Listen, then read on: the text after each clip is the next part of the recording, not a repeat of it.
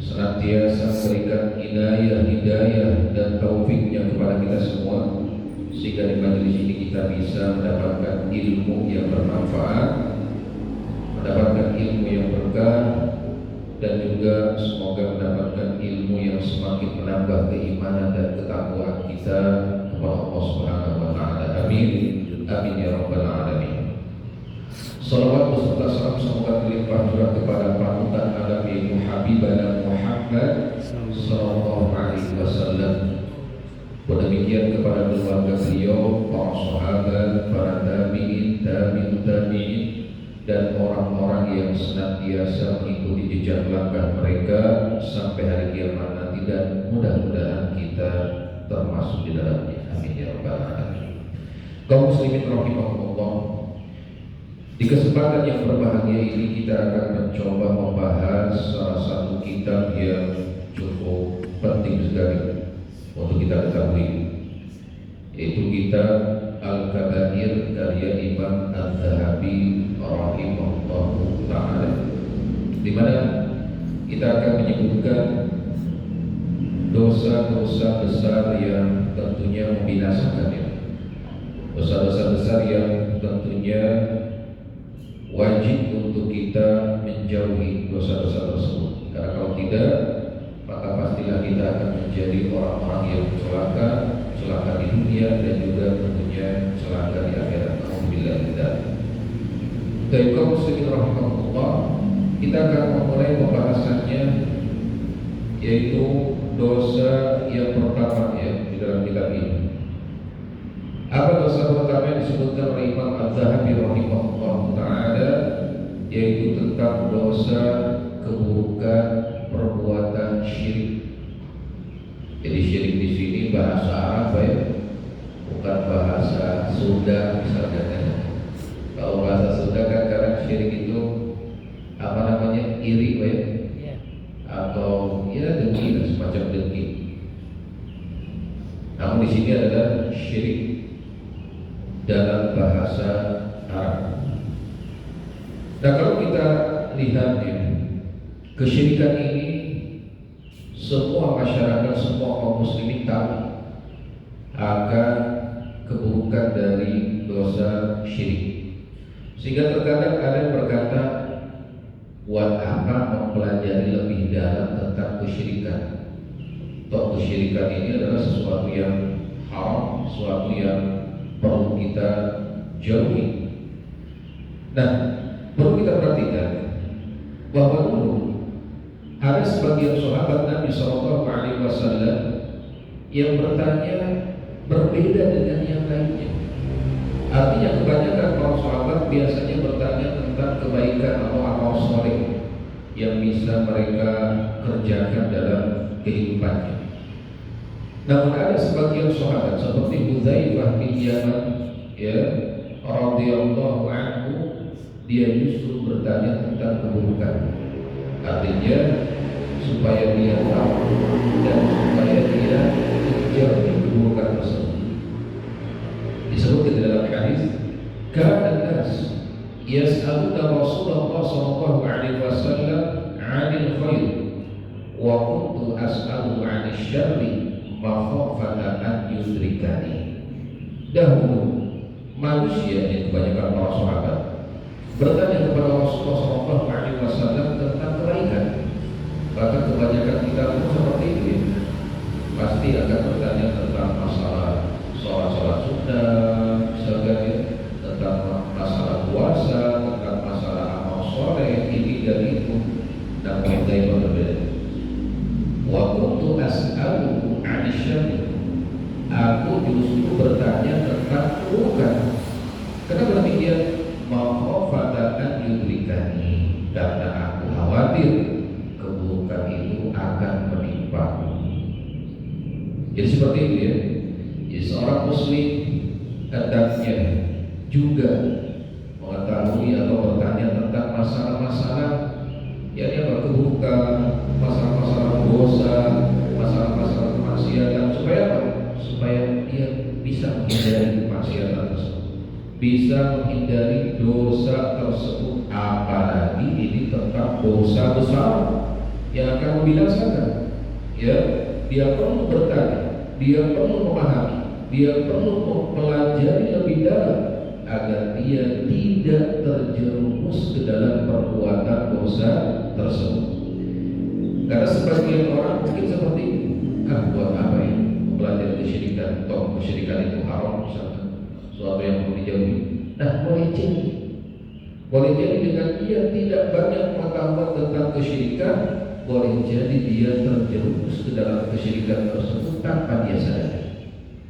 Kita bisa melihat sebuah ungkapan, ya, sebuah syair dari kalangan orang Arab pada zaman dahulu dari Abu Faras Al-Hamdani. Dia berkata, "Araftu syarra la isyari, walakin litawaqi, wa man la ya'rifi syarra minan nas yaqfi."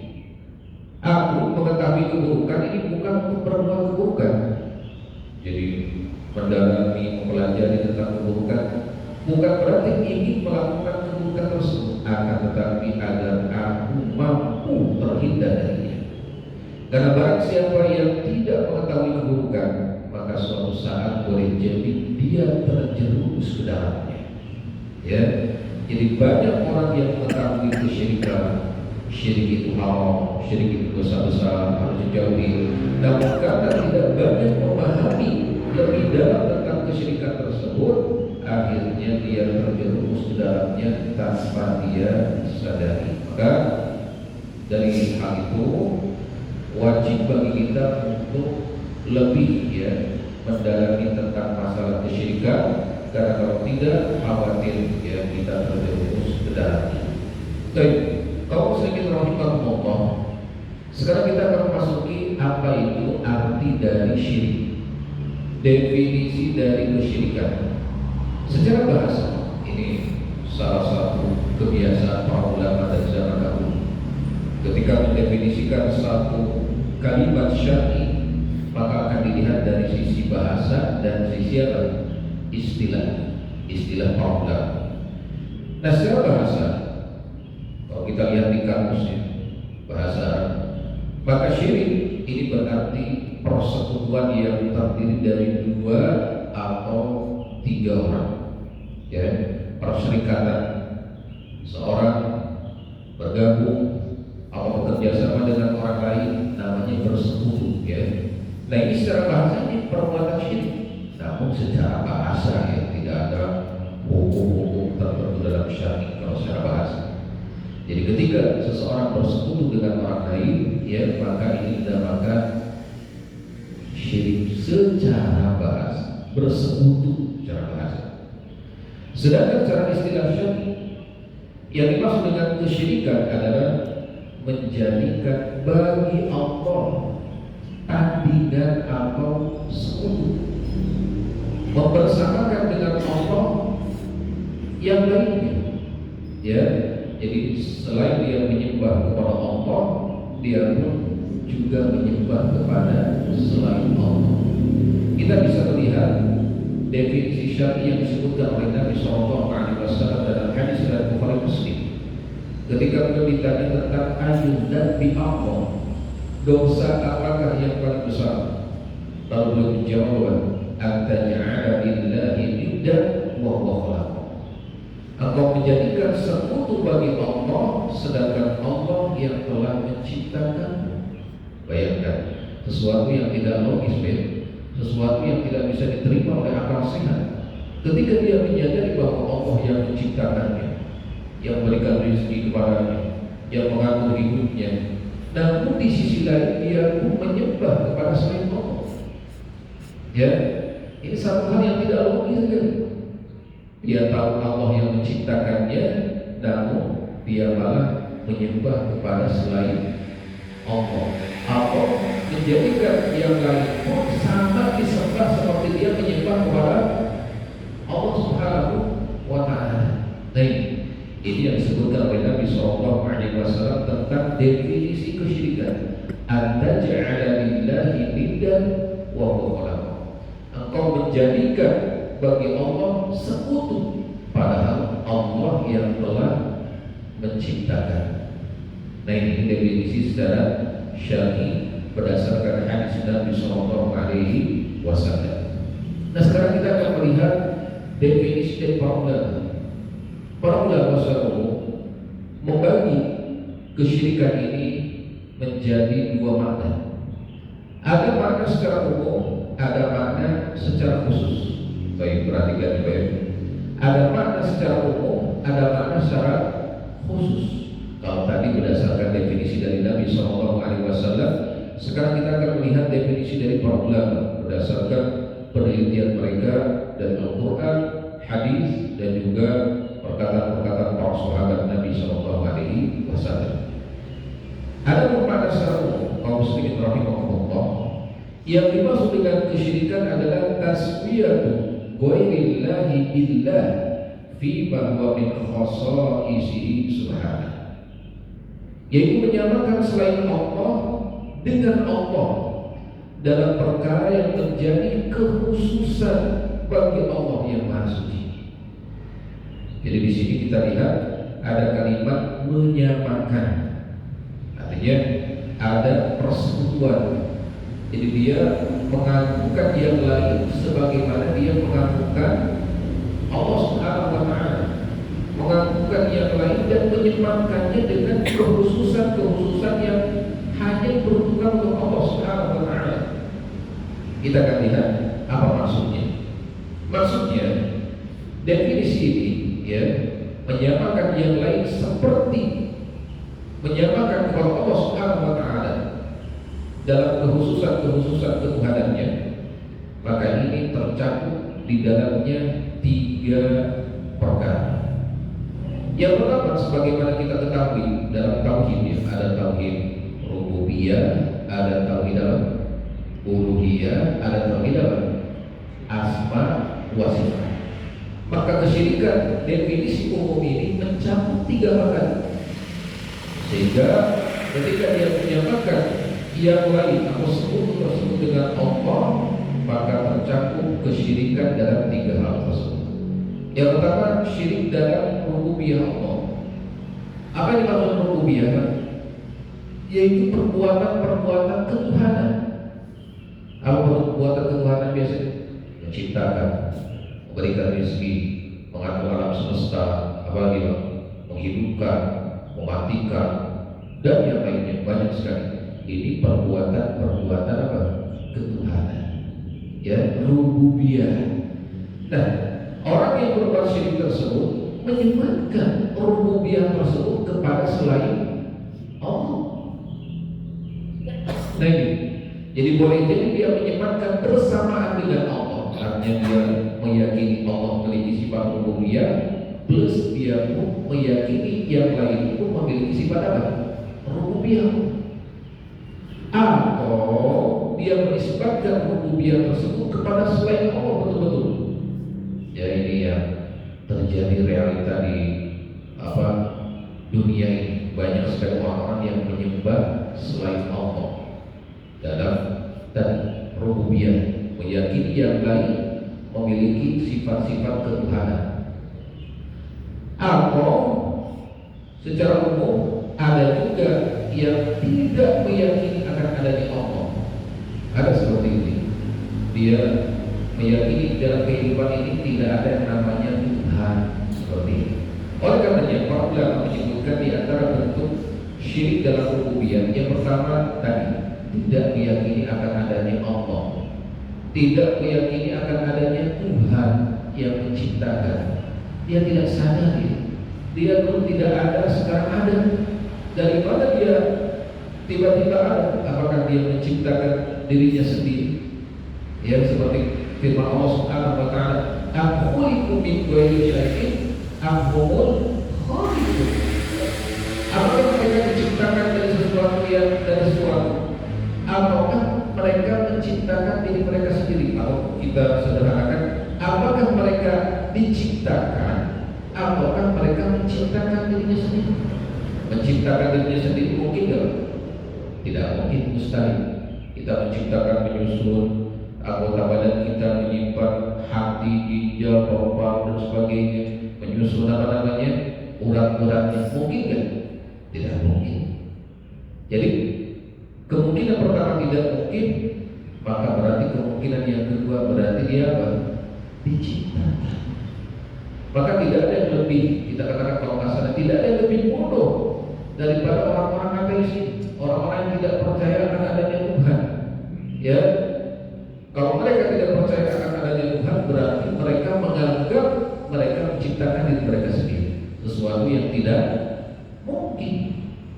Dengan adanya mereka, apalagi melihat alam semesta, adanya hewan-hewan, adanya tumbuhan, adanya matahari yang terbit dan terbenam secara teratur, ya, adanya gunung-gunung, adanya langit, adanya semua makhluk yang dia lihat, ini menandakan berarti di sana ada yang menciptakan semua ini. Itu siapa? Zat yang maha sempurna, Allah Subhanahu wa Ta'ala. Jadi orang-orang yang tidak meyakini akan adanya Allah, maka dia telah berbuat syirik dalam rububiyah. Ya, artinya dia tidak meyakini akan adanya sesuatu Allah. Jadi secara apa istilahnya berperinci lagi. Dikatakan dalam surat Al-Jathiyah ayat 24, wa qalu ma hiya illa hayatuna dunya namutu wa nahya wa ma yuhlikuna illa dahar. Allah menyebutkan seperti ini. Mereka berkata kehidupan ini tidaklah hanyalah apa istilahnya kehidupan di dunia saja. Tidak lain hanya kehidupan di dunia saja. Bersenang-senang, ya, kita mati dan kita hidup dan tidak ada yang akan membinasakan kita selain waktu. Jadi mereka tidak percaya akan adanya Tuhan. Ya, jadi mereka hidup yang nikmati. Banyak orang-orang Asia seperti nikmati. Mereka bangun kapan saja, pergi kemana saja, makan apa saja, apa yang mereka lakukan bebas seperti. Karena mereka menganggap ya hidup di dunia saja, nggak ada yang namanya akhirat, nggak ada yang namanya siksaan, apalagi siksa kubur, siksa neraka, nggak ada yang namanya surga seperti itu. Sehingga mereka menghabiskan umur mereka untuk bersenang-senang, untuk memuaskan syahwat mereka, ya, menikmati dunia yang mereka anggap inilah kehidupan, ya, yang akan mereka nikmati dan tidak ada yang namanya kehidupan setelah di dunia ini. Baik. Kemudian yang selanjutnya orang-orang yang meyakini adanya Trinitas, ya, itu orang-orang Nasrani. Mereka meyakini bahwa Tuhan itu satu tapi memiliki tiga pribadi. Ada Tuhan Bapa, ada Tuhan Anak, ada Tuhan Roh Kudus, ya. Ketiganya sama secara esensi, namun kedudukan mereka jadi berbeda-beda satu sama lain. Ada Tuhan Bapa, tadi Tuhan Anak, dan Tuhan Roh Kudus. Tuhan Bapa misalkan yang beranak, ya, putranya yang diperanakan, dan Roh Kudus yang menghembuskan rohnya pada anak tadi, itu Nabi Isa menurut mereka, Yesus ya, seperti itu. Padahal Allah Subhanahu wa Ta'ala sudah menyebutkan dalam firman-Nya, laqad kafara alladziina qalu innallaha thalithu tsalatsa wa ma min ilahin illa ilahun wahid. Telah kufurlah orang-orang berkata bahwa Allah itu salah satu dari tiga unsur. Padahal sekali-kali tidak ada ilah yang pernah disembah selain Tuhan yang satu, selain Allah yang satu, itu Allah Subhanahu wa Ta'ala. Jadi orang-orang yang meyakini bahwa Allah memiliki anak, ya, maka mereka telah berbuat syirik kepada Allah Subhanahu wa Ta'ala. Kemudian selanjutnya meyakini bahwa Allah Subhanahu wa Ta'ala tidak menciptakan perbuatan manusia. Artinya manusia itu sendiri yang menciptakan perbuatan mereka sendiri. Jadi tidak ada urusan dengan Allah. Mereka meyakini Allah hanya menciptakan tubuh mereka saja, sedangkan perbuatannya ini diciptakan oleh manusia itu sendiri, bukan Allah Subhanahu wa Ta'ala. Maka ini sama saja seperti orang-orang Qadariyah di zaman dahulu. Ya, mereka meyakini bahwa perbuatan-perbuatan mereka ini diciptakan oleh mereka sendiri. Padahal Allah Subhanahu wa Ta'ala berfirman, wallahu khalaqakum wa ma ta'malun. Padahal Allah lah yang menciptakan kalian dan menciptakan semua perbuatan kalian. Jadi perbuatan kita ini semuanya diciptakan oleh Allah Subhanahu wa Ta'ala. Makanya para ulama mengatakan, man qala inna af'alal ibadi ghairu makhluqin fa huwa bi manzilati man qala inna as-samaa'a wal arda ghairu makhluqah.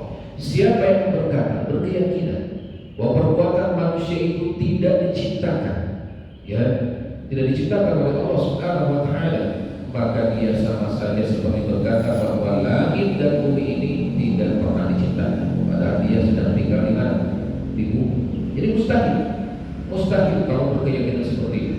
Mustahil kalau perbuatan kita ini diciptakan oleh kita tanpa ada yang ciptaan dari Allah Subhanahu wa taala. Semua kita. Wa ma tasyaa'una illa ayyasha Allah.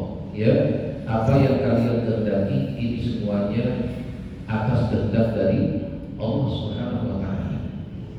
Jadi apa yang kita niatkan, apa yang kita lakukan, apa yang kita pandang, apa yang kita pegang, apa yang kita melangkah ke tempat tersebut, ini semuanya adalah juga ciptaan dari Allah Subhanahu wa taala.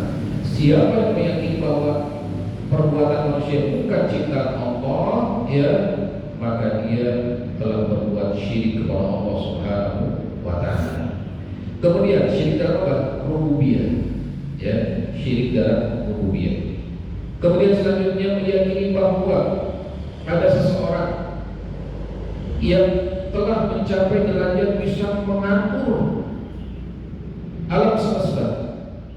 Jadi kalau seseorang meyakini ada orang-orang yang telah mati yang mereka lakukan juga bisa mengatur alam semesta, maka dia telah berbuat syirik dalam rububiyah.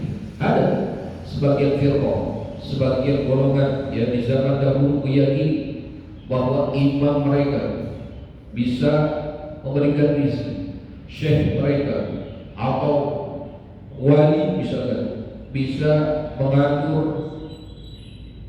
gunung tertentu, bisa mengatur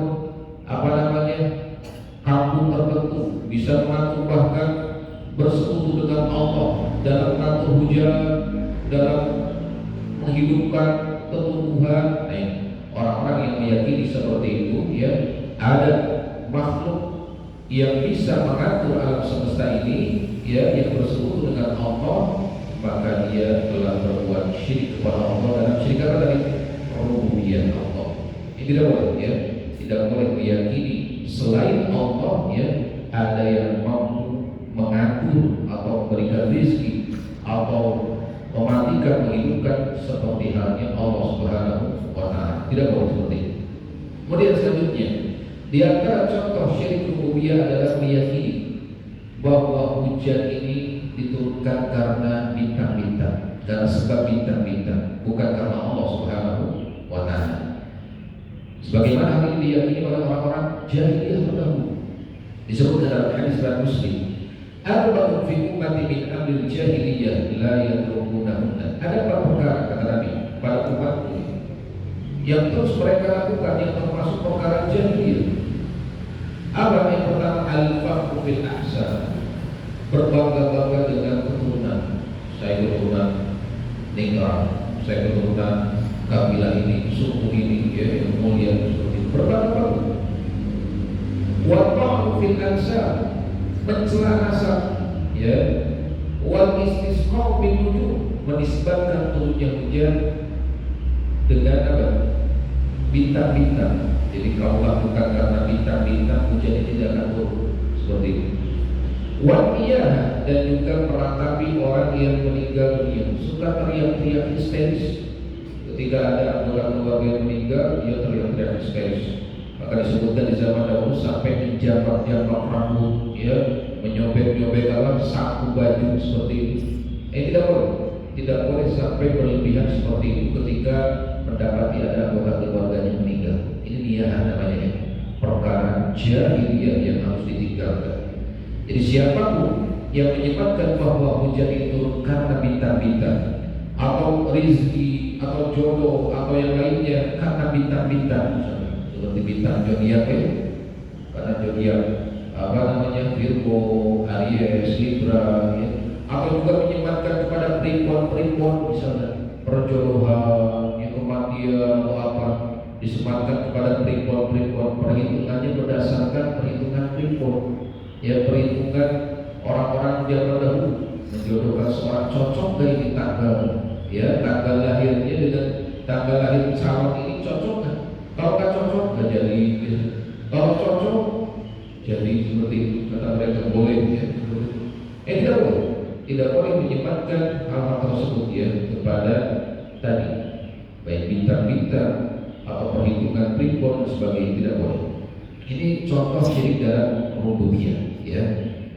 Kemudian definisi umum ini juga mencakup syirik dalam uluhiyah. Nah ini kita akan sebutkan sebetulnya ini definisi khusus. Cuma karena masih umum nih, maka syirik dalam uluhiyah ini masuk dalam. Itu apa syirik uluhiyah ini? Menyamakan Allah dengan selain Allah dalam peribadatan. Ya, atau dengan kata lain menyelewengkan ibadahnya kepada selain Allah. Padahal dia sadar bahwa Allah yang telah menciptakan. Jadi masalah ibadah seperti dia sholat, puasa, ya, atau yang lain, terutama berkorban, menyembelih hewan kurban, dipersembahkan kepada selain Allah. Nanti kita akan sebutkan di dalam contoh sebetulnya, atau kita gambarkan sedikit saja.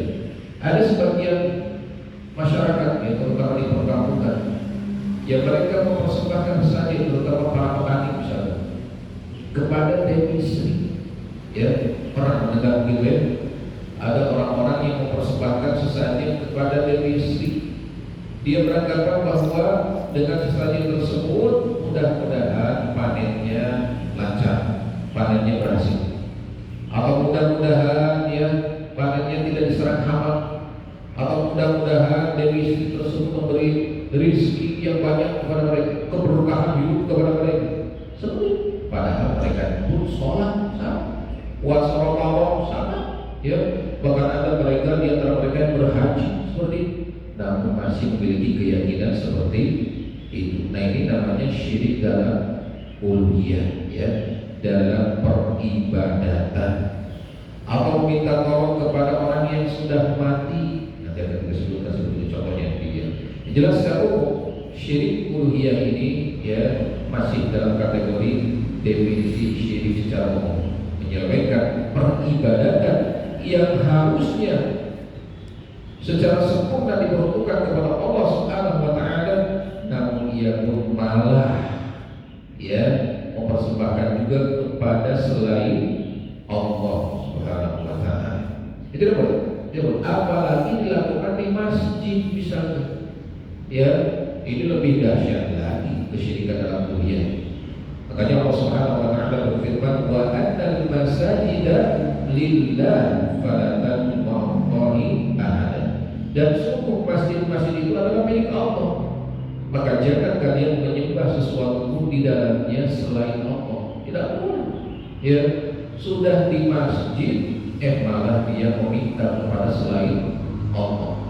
Makanya satu hal yang diharapkan di dalam Islam ketika di dalam masjid ada kuburan, ya tidak boleh seorang membangun masjid atau masyarakat membangun masjid di dalamnya ada kuburan, karena khawatir, ya khawatir dia akan meminta kepada orang yang mati tersebut. Padahal masjid bukan untuk seperti itu. Masjid itu untuk Allah Subhanahu wa taala, meminta kepada Allah Subhanahu wa taala. Enggak boleh seseorang meminta kepada selain Allah apalagi di dalam masjid. Kemudian yang termasuk definisi umum dalam syirik adalah syirik dalam asma wa sifat, menyematkan yang lain, ya nama-nama yang khusus untuk Allah atau sifat-sifat yang khusus untuk Allah. Nah ini namanya syirik dalam asma wa sifat. Intinya ya, syirik ini masih sifatnya umum. Ya, ketika disebutkan kesyirikan ya secara umum, maka mencakup syirik dalam rububiyah Allah, syirik dalam uluhiyah Allah, dan syirik dalam asma wa sifat ya. Nah kita akan masuk ke definisi syirik secara khusus, makna syirik secara khusus. Jadi kalau dalam Al-Quran disebutkan syirik, dalam hadis disebutkan kesyirikan, dalam perkataan para ulama disebutkan kesyirikan. Nah ini maksudnya syirik secara khusus, syirik yang diperangi oleh Rasulullah SAW yang perbuatan tersebut. Apa yang dimaksudkan syirik secara khusus? Tadi syirik dalam uluhiyah Allah. Ya, jadi syirik dalam uluhiyah Allah inilah kesyirikan yang harus betul-betul kita jauhi. Kenapa demikian? Karena tadi orang-orang banyak meyakini bahwa Allah yang menciptakan mereka, Allah yang memberikan rezeki kepada mereka, Allah yang mengatur alam semesta. Namun di sisi lain mereka malah mempersembahkan ibadah mereka kepada selain Allah Subhanahu wa Ta'ala. Inilah kesyirikan yang diperangi oleh Rasulullah SAW, diperangi oleh para sahabat dan orang-orang terdahulu, yaitu kesyirikan adalah kesyirikan dalam uluhiyah Allah.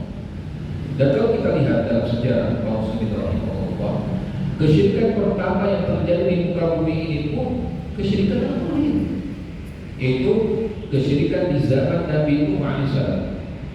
Kaum Nabi Nuh adalah orang-orang yang pertama kali berbuat syirik kepada Allah Subhanahu wa Ta'ala dalam uluhiyah. Ya. Apa kisahnya? Kisahnya terjadi ketika ada 5 orang soleh, ya, yang senantiasa memberikan nasihat kepada masyarakat, kepada kaum tersebut, ya, yang disebutkan dalam surat Nuh. Siapa namanya? Wad, Suwa, Yahus, Yahud dan Nasr, ya. Wad dan Suwa, Yahus, Yahud, wa Nasr. Nah, ini 5 orang soleh. Mereka sangat dihormati, ya, dimuliakan pada saat hidup mereka. Namun ketika mereka mati, dibisikilah oleh setan. Karena setan ini menyesatkan manusia bertahap, gak langsungnya. Makanya khutuwat di syaitan, setahap demi setahap, gak langsung. Sembahlah 5 orang soleh tersebut, enggak, tapi bertahap. Yang pertama dibisiki supaya untuk mengenal 5 orang soleh tersebut, dibuatlah gambar-gambar mereka. Pertama gambar dulu. Makanya kita sebagai umat Islam dilarang, ya, dilarang menggantungkan gambar-gambar di dinding, foto-foto yang di dinding. Karena wasilah khawatir seperti zaman Nabi Nuh alaihissalam. Mereka awalnya membuat gambar-gambar, dan di sebagian masyarakat ada, bahkan di masjid ditempel apa? Gambar-gambar, betul. Sebagian tempat ada. Mungkin ada orang-orang soleh, mereka anggap mulia, wali Allah sebagai tempel. Nah, dulu seperti itu. Di zaman Nabi Nuh, gambar dulu, ya, supaya mengenang kebaikan-kebaikan mereka. Lalu setelah gambar dibisiki lagi, buat patung supaya apa? Mengenang. Ya, kalau gambar cepat luntur misalkan, apalagi bahan untuk menggambarnya kurang bagus, biasanya cepat luntur, kena air, udah buat patung untuk sekedar momen, mengenang 5 orang soleh tersebut. Nah, ini belum beranjak sampai meminta kepada orang-orang soleh tersebut, baru membuat patung. Jadi ketika mereka melihat patung tersebut, mengenang, oh dulu pernah ada 5 orang soleh yang menasihati kita, membimbing kehidupan kita, seperti itu. Nah, ketika generasi pembuat patung tersebut mati generasinya, muncullah generasi selanjutnya, lalu mereka dibisiki oleh setan. Dulu, ya, orang tua kalian ketika punya hajat, mereka meminta kepada 5 patung tersebut, maka dikabulkanlah permintaan mereka. Nah, kalau kalian mau, ya, hajat kalian, keinginan kalian terkabul, minta sama patung tersebut. Mulailah mereka meminta, dan dijadikan apa? Fitnah. Ketika ada orang yang pertama meminta, langsung apa? Dijadikan keinginannya terkabul. Maka orang lain yang melihat, wah benar, ini terbukti. Akhirnya mereka berbondong-bondong meminta kepada patung tersebut, ya. Akhirnya mereka melakukan kesyirikan pertama di bumi. Nah, ini, ya. Jadi mereka meyakini Allah Subhanahu wa Ta'ala adalah pencipta mereka, namun di sisi lain mereka meminta kepada patung-patung tersebut keinginan-keinginan mereka. Seperti ini. Nah, ini. Pun demikian orang-orang musyrik, orang-orang jahiliyah, ya, mereka meyakini sama seperti itu. Meyakini bahwa Allah yang menciptakan mereka, mengatur kehidupan mereka, memberikan rezeki kepada mereka, menghidupkan, mematikan. Maka disebutkan dalam banyak ayat seperti itu. Katakan kepada mereka, tanyakan kepada mereka, ya, siapakah yang menciptakan mereka? Mereka akan berkata, Allah. Siapa yang menciptakan langit dan bumi? Mereka akan berkata siapa? Allah. Ini orang-orang jahiliyah terdahulu. Jadi fitrahnya masih bagus, ya, masih sesuai dengan fitrah agama yang dibawa oleh Nabi Ibrahim alaihissalam. Sama mereka meyakini Allah Subhanahu wa Ta'ala. Makanya ketika mereka bersumpah, sumpah mereka, wallahi, itu orang jahiliyah. Sama. Wallah demi Allah, wallah demi Allah. Sebutkan ada dalam ayat Al-Quran seperti itu. Demi Allah, demi Allah. Karena mereka meyakini Allah menciptakan mereka. Namun di sisi lain, ya, mereka menjadikan wali yang berbentuk berhala-berhala, orang-orang saleh yang berbentuk berhala-berhala, yang mereka simpan di sekitar Ka'bah, dijadikan untuk apa? Tempat meminta hajat mereka. Jadi selain mereka meyakini Allah yang menciptakan mereka, di sisi lain mereka malah meminta kepada selain Allah. Jadi rububiyahnya mereka boleh, tauhid rububiyah mereka boleh, orang-orang jahiliyah. Tapi tauhid uluhiyah mereka tidak punya. Ya, tidak memurnikan ibadah mereka kepada Allah secara sempurna. Namun mereka beribadah kepada Allah sekaligus beribadah kepada selain Allah. Inilah yang dimaksud dengan kesyirikan, ya, yang sebenarnya. Syirik dalam masalah uluhiyah, dalam masalah peribadatan yang diperangi oleh Rasulullah SAW, yang didakwahkan oleh para ulama agar manusia kembali di jalan yang lurus, ya, tidak berbuat syirik uluhiyah ini. Seperti itu. Nah, kaum muslimin rahimahumullah, dikatakan di sini orang-orang jahiliyah terdahulu ketika mereka meminta kepada patung-patung yang dulunya adalah orang-orang soleh, ya, di antaranya dan sebagiannya dianggapnya malaikat yang mereka anggap anak-anak Allah, ya. Mereka berkata, disebutkan dalam Al-Quran, walladzina takhadhu min dunihi awliya ma na'buduhum illa liyuqarribuna ila Allahi zulfa. Ya, inna Allah yahkum bainahum fima hum fihi yakhtalifun, inna Allah la yahdi man huwa kadzibun kafar. Dan orang-orang yang mengambil pelindung selain Allah, ya, padahal mereka meyakini Allah adalah apa tadi? Pencipta mereka, Allah yang berikan rezeki kepada mereka, tapi mereka malah menjadikan pelindung selain Allah, ya. Mereka berkata, kami tidak menyembah mereka, tidak meminta kepada mereka, melainkan supaya mereka mendekatkan kami kepada Allah dengan sedekat-dekat.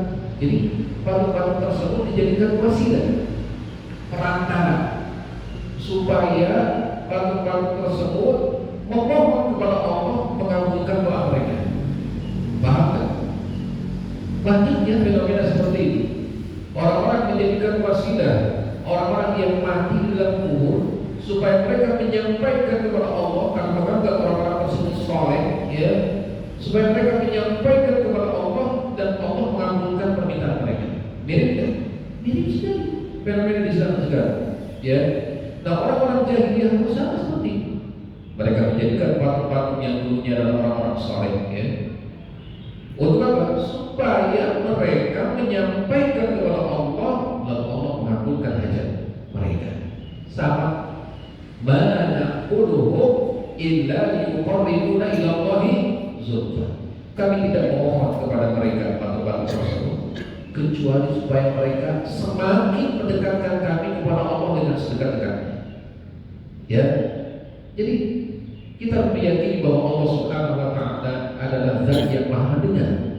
Jadi tidak usah kita menjadikan sesuatu, apalagi orang, apa istilahnya, orang-orang yang ada di dalam kubur yang sudah mati, dijadikan wasilah, perantara supaya Allah mengabulkan doa. Allah Maha Dekat.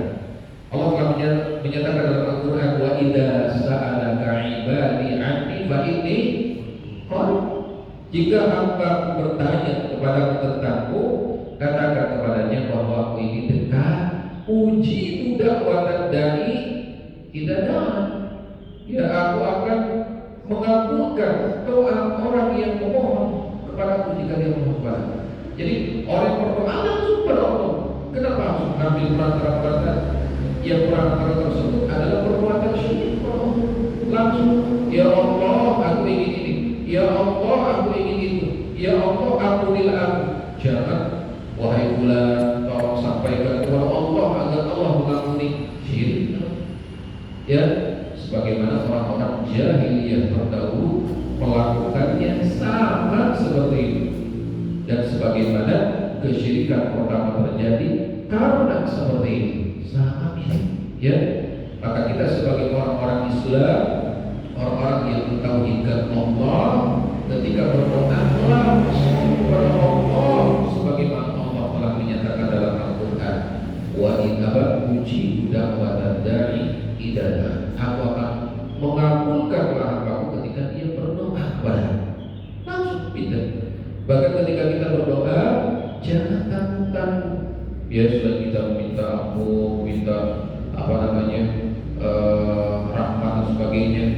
Jangan doa agar kita dimasukkan ke dalam surga. Meskipun ya kita sadar kita ini kalau pantas dan tidak pantas terlalu banyak dosa kita ya. Tapi kata Nabi Sallallahu Alaihi Wasallam, ya, idza sa'alu fas'alu firdausil a'la. Jadi kalau kalian minta, fas'alul firdausil a'la, minta surga firdaus yang tinggi. Ya, dosa kita banyak, dan ketika kita berdoa, selain kita mohon ampun, minta kenikmatan yang paling tinggi dimasukkan ke dalam. Minta kepada siapa? Langsung kepada Allah Subhanahu wa Ta'ala. Qarib, Allah Maha dekat. Ya, Sami'un Basir, Allah Maha mendengar. Ya, Allah Maha melihat. Bahkan tertek hati, aku tertek bisikan hati kita. Allah tahu apa yang dibisiki. Allah tahu apa yang kita niatkan. Ya, ketika ngaji, Allah tahu niat masing-masing. Makanya di dalam mengaji pun, di dalam thalaqul ilmi, ya, Allah tahu mana yang niatnya karena Allah, mana yang bukan karena Allah. Dan mudah-mudahan di sini niatnya semua karena Allah. Dan sebentar Allah, perbedaan, ada perbedaan kadang ya di antara manusia ketika melakukan amal ibadah, bainas samai wal ardh, atau bahasa santri bainas samai was sumur, ya. Ada perbedaannya, ini karena Allah, ini bukan karena Allah. Seperti perbedaan antara langit dan sumur, saking jauhnya. Nah, baik. Jadi siapapun yang berdoa menyembah kepada selain Allah, ya padahal dia tahu bahwa Allah yang menciptakannya, maka dia telah berbuat syirik. Dia telah menempatkan sesuatu bukan pada tempatnya, betul kan? Dia sadar Allah yang menciptakan, tapi dia malah berdoa kepada selain Allah. Menempatkan sesuatu pada tempatnya? Enggak, tidak ya. Inilah yang dimaksud dengan kezaliman. Ya, kan zalim itu definisinya apa? Menempatkan sesuatu bukan pada tempatnya, salah satu makna. Ini zalim. Bahkan syirik adalah kezaliman yang paling besar. Inna syirka la zulmun azim. Ya, sesungguhnya perbuatan syirik itu adalah kezaliman yang paling besar. Maka Rasulullah SAW bersabda dalam hadis dari Bukhari Muslim tentang kesyirikan ini, bahayanya syirik, kezaliman yang paling besar, dosa paling besar. Kata Nabi, ada munabbiukum bi akbaril kabair. Maukah aku beritahukan kepada kalian dosa besar yang paling besar? Bayangkan, sudah dosa besar ditambah apa? Paling besar. Ya, beliau menyebutkan 3 kali. Kalau kata para sahabat, bana ya Rasulullah. Tentu kami ingin tahu tentang hal itu ya Rasulullah. Kata Nabi, qala al-isyraku billah. Yang pertama adalah berbuat syirik Allah, menyebutkan Allah, ya, berdoa kepada selain Allah padahal dia tahu bahwa Allah yang menciptakan. Anta ja'ala lillahi niddan wa huwa khalaqah. Wa uququl walidain. Kemudian dosa besar yang paling besar juga adalah durhaka kepada kedua orang tua. Kemudian beliau duduk sambil bersandar. Dan bersandar lagi ada waqauzu, dan juga berkata dusta, ya, dan juga berkata dusta. Beliau mengulang-ulang sampai kata para sahabat, laita musakata, seandainya beliau berhenti, ya, karena apa? Dengar perkataan dusta itu kayak sesuatu yang manusia kadang, ya, sadar tidak sadar kadang melakukan, ternyata ini adalah dosa besar yang paling besar. Ya, seandainya Nabi berhenti dari ucapan tersebut, ya, seperti itu. Jadi kesyirikan adalah dosa besar yang paling besar, ya, kezaliman yang paling besar. Ya, maka Allah, ya, dengan yang lain pada hal-hal yang menjadi kekhususan Allah saja, ya, seperti itu. Baik, kalau muslimin rahimahullah, berapa menit lagi? Mau 7? 2 menit, Masya Allah, ya. Silakan kalau ada yang bertanyakan seputar apa yang telah dijelaskan sebelum kita nanti insya Allah akan menjelaskan tentang keburukan-keburukan dari perbuatan syirik ini. Ada yang tidak? Ini baru mukadimah, ya, baru mukadimah tentang kesyirikan. Belum menjelaskan lebih dalam tentang bahaya kesyirikan, macam-macam kesyirikan, dan juga Allah Subhanahu wa Ta'ala tidak akan mengampuni orang yang berbuat syirik, ya, ketika dia tidak bertaubat kepada Allah dan mati dalam keadaan demikian. Jadi orang-orang yang berbuat syirik kepada Allah mati dalam keadaan demikian, Allah tidak akan mengampuninya. Orang-orang yang tidak diampuni oleh Allah berarti dia akan berada di neraka. Ini satu hal yang pasti, ya. Kata Allah Subhanahu wa Ta'ala, innallaha la yaghfiru an yushraka bihi wa yaghfiru ma duna dzalika liman yasha wa may yusyrik billah faqad iftara itsman 'adzim. Sungguh Allah tidak akan mengampuni dosa syirik. Tidak akan diampuni Allah, ya, selama apapun dia beribadah kepada Allah, sebesar apapun dia beramal soleh, sebanyak apapun dia beramal soleh, namun dia melakukan kesyirikan kepada Allah, ya, maka Allah tidak akan mengampuni. Dan Allah akan mengampuni dosa selain syirik atau di bawah syirik, ya, bagi siapa yang dikehendakinya. Dan barang siapa yang berbuat syirik kepada Allah, maka sungguh dia telah berbuat dosa yang besar, ya. Jadi kesyirikan menyebabkan pelakunya tidak akan diampuni oleh Allah. Sia-sia, ya. Sia-sia amal soleh yang dia kerjakan di dunia ini, lama selama waktunya, bertahun-tahun, berpuluh-puluh tahun, namun dia berbuat syirik, Allah tidak akan mengampuni dosa-dosa. Silakan ada yang bertanyakan. Silakan. Assalamualaikum. Di sekampung, Ustaz, di kampung ini, ya, bisa dipahami, ya, dan mudah-mudahan Allah Subhanahu wa Ta'ala memberikan kita umur panjang sehingga kita bisa melanjutkan pembahasan kesyirikan ini di pertemuan yang akan datang, insyaallah. Mudah-mudahan bermanfaat, dan saya mohon maaf jika ada kekurangan di dalam tadi penerangan, ya.